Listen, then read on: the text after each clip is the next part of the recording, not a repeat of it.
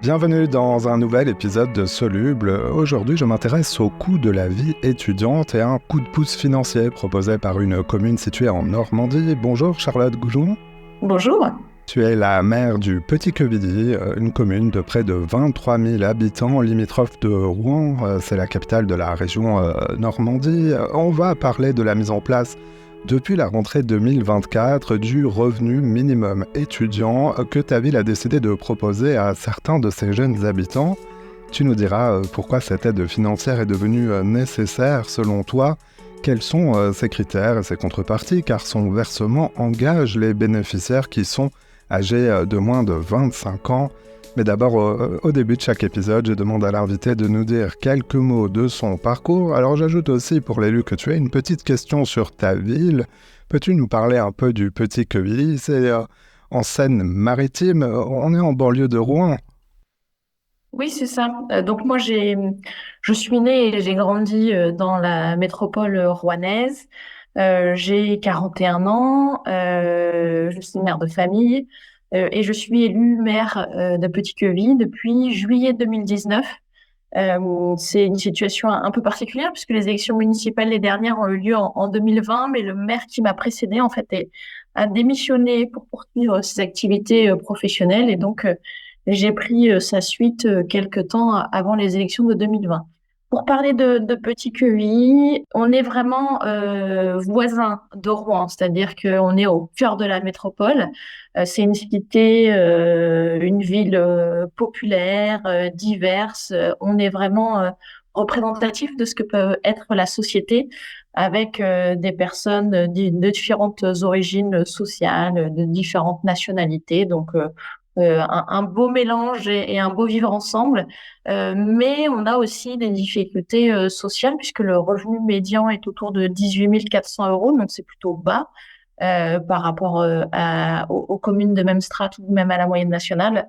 Et donc, face à ces situations sociales difficiles, on a pris quelques engagements et notamment ce revenu minimum étudiant qui nous réunit aujourd'hui. Et en effet, je le disais, cette ville, le Petit-Quevilly, a donc pris l'initiative de créer ce RME, on va l'appeler comme ça parfois dans cet épisode, le revenu minimum étudiant. Alors peux-tu nous expliquer pourquoi avoir fait ce choix en tant que municipalité, ce n'était pas obligatoire? Non, c'est pas obligatoire. Alors moi, je fais partie d'une famille politique qui porte plutôt ce sujet-là depuis maintenant de nombreuses années et notamment depuis l'élection présidentielle de 2017 où il y avait une proposition qui avait été portée par un candidat à ce moment-là que je soutenais. Finalement, la crise du Covid de 2020 a vu exploser aux yeux de tous, parce qu'elle était préexistante, mais on va dire qu'elle a explosé aux yeux de tous la situation des étudiants et notamment leur précarité. Donc à ce moment-là, en fait, on a décidé de mettre en place des aides, une sorte d'aide d'urgence, à la fois pour aider les étudiants à pouvoir faire l'acquisition de matériel informatique et aussi pour pouvoir régler des factures d'énergie, de transport en commun, d'abonnement à Internet. Donc ces deux aides ont été décidées très vite après le Covid. Et finalement, l'inflation ayant suivi la crise du Covid de 2020 a rendu de plus en plus difficile la situation des étudiants. Et on a vu partout en France, et il y a Petit-Quevilly aussi, des longues files d'attente d'étudiants qui se rendaient à des distributions alimentaires. Et nous, sur Petit-Quevilly, on a une association qui s'est installée il y a maintenant 1 an et demi, qui s'appelle Copain Solidarité et qui fait une distribution alimentaire tous les 15 jours. Et en discutant avec l'association, voilà, on a fait le constat qu'il y avait à peu près 150 étudiants qui étaient inscrits à cette distribution alimentaire et puis l'ensemble des études qui ont pu sortir récemment via l'IFOP ou via des associations ou des syndicats étudiants qui montrent de fait une augmentation du coût de la vie pour les étudiants. Et donc, on s'est dit qu'il fallait qu'on fasse quelque chose pour que la question des moyens, des finances, ne soit pas un sujet pour les étudiants qui hésiteraient à poursuivre après le bac. Alors, pour avoir un ordre d'idée sur les coûts de la vie étudiante, alors c'est une moyenne nationale, on peut se référer en effet à l'étude de certaines associations étudiantes. Prenons celle du syndicat étudiant Lafage, selon qui l'année en cours, l'année étudiante 2024-2025, va coûter plus 2,8% plus cher que l'année précédente. Et en moyenne, toujours, le budget pour un étudiant non boursé s'élève à 3 157 euros. À qui s'adresse le revenu minimum étudiant du petit Quevilly? Il peut être perçu par un étudiant en plus, évidemment, de sa bourse nationale. Il peut être perçu en plus de sa bourse nationale. On a aussi, nous, une bourse communale. Donc, c'est un montant, c'est un one-shot en début d'année d'un montant qui peut atteindre 250 euros de mémoire. Donc, ça peut être, tout ça est cumulatif. Mais évidemment, il y a un certain nombre de critères à respecter pour pouvoir avoir ce revenu minimum étudiant et notamment la question des ressources surtout, nous, notre calcul, ça a été le reste à vivre journalier. C'est à partir de ce reste à vivre journalier qu'on a calculé, estimé notre revenu minimum étudiant. Alors, c'est un revenu minimum qui peut s'élever, qui peut atteindre jusqu'à 100 euros par mois pendant 10 mois. Donc, tu te disais, vous avez porté votre attention sur le reste à vivre. Concrètement, c'est une fois qu'on a payé ses factures obligatoires, c'est ce qu'il reste pour faire ses courses alimentaires notamment? Voilà, c'est ça. C'est une fois donc on a additionné les ressources et soustrait toutes les dépenses assurance, mutuelle, transport en commun, loyer, factures diverses d'énergie. Une fois qu'on a soustrait l'ensemble de ces dépenses obligatoires, ce qui reste pour pouvoir manger, pour pouvoir éventuellement sortir. Et on sait que beaucoup d'étudiants doivent avoir des petits boulots, voire plusieurs petits boulots, et qui peuvent parfois mettre à mal ou remettre en question l'assiduité ou la disponibilité, y compris disponibilité de l'esprit pour se concentrer sur ses études. Et alors même si on va pas révolutionner les choses avec 100 euros par mois, c'est un petit coup de pouce qui peut parfois faire la différence. Alors, vous avez décidé de demander aux bénéficiaires étudiants de ce RME de s'engager dans la vie de la commune. C'est un engagement citoyen? Oui, c'est ça, c'était de se dire, ben voilà, on les accompagne et en échange, on a envie de les associer avec nous dans la vie de la commune, dans la vie de la cité, dans la vie citoyenne. Donc, chaque projet, en fait, se construira avec l'étudiant en fonction peut-être de ses appétences, de ses compétences et puis de sa disponibilité, parce qu'évidemment, si on fait des études à l'autre bout de la France, on a peut-être moins de disponibilité que si on fait ses études sur le territoire de la métropole de Rouen.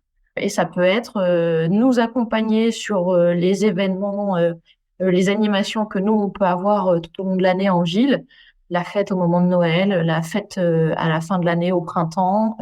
Mais ça peut être aussi passer un après-midi avec les personnes âgées de la résidence autonomie à faire des jeux de société ou aller au centre de loisirs, rencontrer des jeunes et des enfants, aller au collège pour essayer de présenter aussi aux jeunes de la ville l'ensemble des parcours étudiants et professionnels qu'on peut avoir quand on habite Petit Cueilly.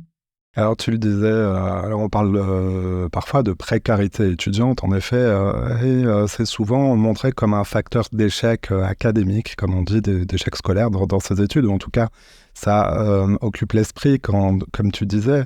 Sur les chiffres, il y a 41% des étudiants qui disent avoir besoin de travailler à côté de leurs études, et parmi ceux-là, ils sont 35% à travailler plus de 12 heures par semaine.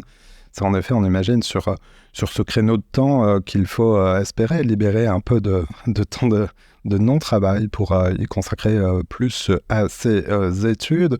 Il est un peu tôt, évidemment, pour évaluer l'impact de cette mesure qui entre en service cette rentrée de 2024. Mais quels sont les principaux bénéfices attendus de ce dispositif? Comment la ville va mesurer son impact? Parce que l'intérêt, c'est que l'on peut en bénéficier d'année en année. Oui, c'est ça. Il faut jusqu'au 25 ans. être inscrit en études supérieures, évidemment habiter Petit-Quevilly et avoir une continuité dans ses études. Quand je dis continuité, évidemment, un redoublement, une réorientation, ça arrive à tout le monde. Ça m'est arrivé à moi aussi, hein, après ma première année de fac, décider que finalement la filière que j'avais choisie était pas celle qui me convenait le mieux. Mais l'idée, c'est de se dire, voilà, il faut pas non plus changer chaque année d'orientation et essayer de construire un parcours qui soit stable. Les attendus, donc là, on est au tout début du dispositif et c'est vrai qu'on, dans les documents demandés pour le dépôt du dossier, il y a notamment le certificat d'inscription que tous les étudiants n'avaient pas encore au tout début du mois de septembre. Donc là, on commence à avoir des dossiers complets. On a la semaine dernière notamment une première étudiante qui peut bénéficier de ce revenu minimum étudiant au taux le plus haut, donc à 100 euros par mois. Et l'idée après, c'est évidemment, comme tout ça est mis en place par la ville, mais par le Centre communal d'action sociale de la ville, c'est de faire le point aussi avec les étudiants sur ce temps potentiellement libéré, cette respiration qu'ils peuvent avoir par rapport à un petit boulot tout au long de l'année, par rapport à une facture ou l'abonnement de transport en commun. Pour le montant le plus bas, c'est 30 euros par mois.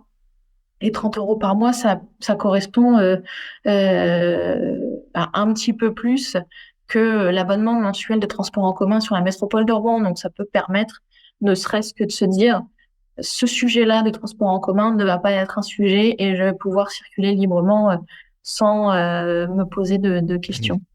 Alors, on dézoome un petit peu de cette ville du Petit-Quevilly dont tu es la maire. Je me demande si ce revenu minimum étudiant est appelé à se dupliquer dans d'autres communes. Aujourd'hui en France, on en dénombre une quinzaine de communes qui ont un dispositif de ce type. Alors, il n'y a pas toujours des contreparties et les montants peuvent différer, mais on peut citer par exemple Berlétan, Chenauve ou encore Grande-Synthe. Alors, la particularité en voyant cette liste, c'est que ce sont toutes des petites villes ou des villes moyennes.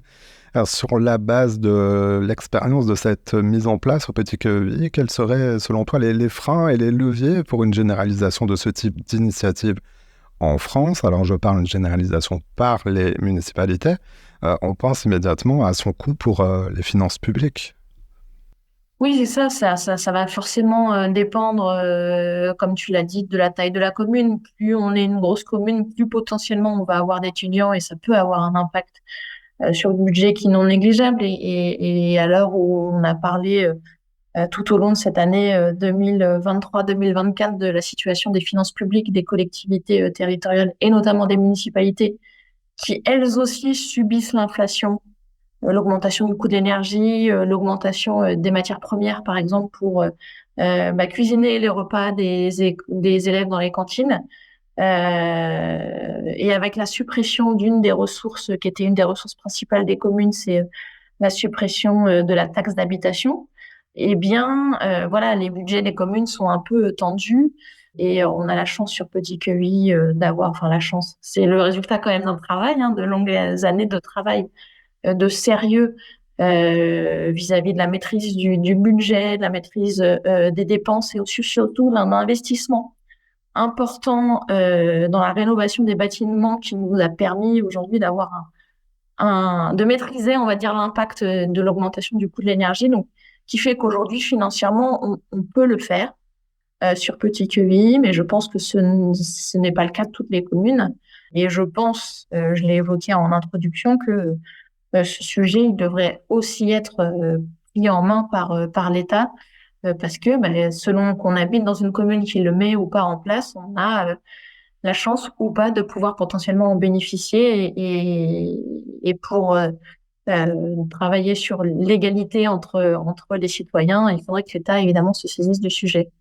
Oui, parce que, pour précision, les auditeurs français qui nous écoutent le savent, mais peut-être pas tous dans la francophonie. En France, les revenus minimums, les revenus sociaux minimums commencent à partir de l'âge de 25 ans, et c'est donc dans cette tranche d'âge de 18 à 25 ans qu'il y a au plan national un vide qui est compensé que par des bourses d'étudiants ou le travail, évidemment, par ces jeunes personnes. Charlotte Goujon, maire donc du Petit-Quevilly, vice-présidente de la métropole Rouen-Normandie. Je mets dans la description de cet épisode le lien de la page internet consacrée au revenu minimum étudiant sur le site de ta ville. On va suivre l'évolution de ce dispositif et notamment dans la newsletter de ce podcast qui est disponible sur LinkedIn. Charlotte, merci d'être passée dans cette émission. Merci à toi.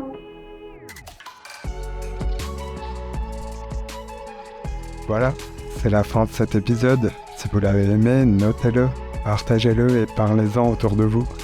Vous pouvez aussi nous retrouver sur notre site internet csoluble.media. À bientôt.